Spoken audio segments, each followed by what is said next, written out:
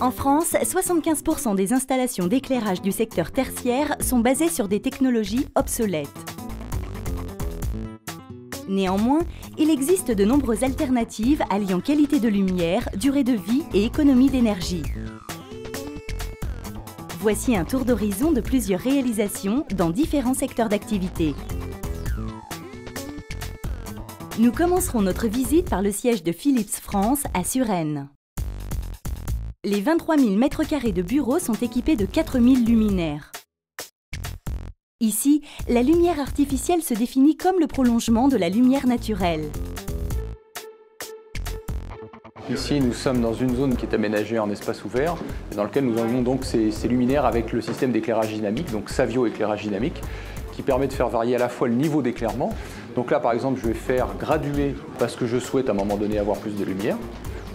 Et la deuxième fonction qui est très intéressante, c'est que j'ai la possibilité également avec cette télécommande de faire varier la température de couleur. On a une puissance installée qui est aux environs de 9,7 watts du mètre carré. Pour référence, le seuil qui est défini par la réglementation thermique RT 2005 est à 12.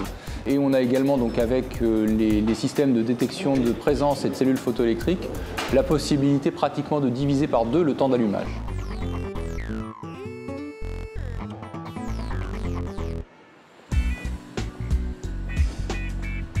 Dans les petits commerces, l'objectif est de créer une ambiance lumineuse mettant en valeur des produits.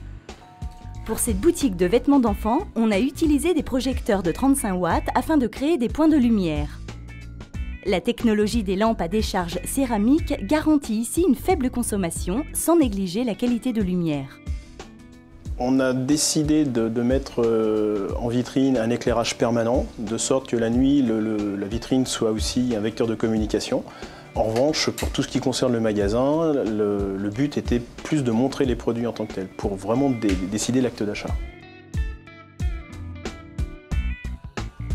Il ne faut pas regarder une solution en coût d'achat, mais regarder une exploitation. Par rapport à l'halogène, le fait d'avoir une iodure céramique, c'est de l'ordre de 3 fois moins de consommation à éclairement égal.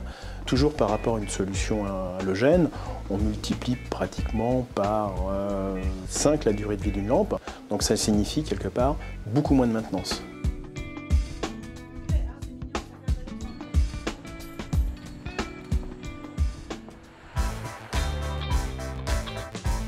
Il n'est pas forcément nécessaire de modifier une installation existante pour faire des économies d'énergie. L'hôtel Novotel de Suresnes est le premier du groupe à avoir remplacé les halogènes de 30 watts par des lampes Master LED de 7 watts. Cette expérience pilote pourrait bien se généraliser dans un proche avenir à l'ensemble de la chaîne hôtelière. Il y a 2 enjeux. Un enjeu économique, essentiellement, il faut dire ce qui est, et un enjeu écologique. Sachant qu'Accor est un des premiers groupes hôteliers, pourquoi ne pas rééquiper tous nos hôtels sur un éclairage via Philips Lighting sur des ampoules économiques et écologiques.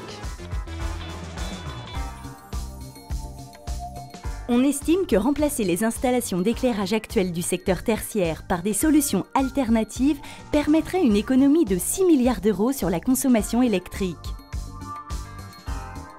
Cet objectif pourrait être atteint rapidement si l'on considère que 6 à 7% des installations d'éclairage existantes sont rénovées chaque année.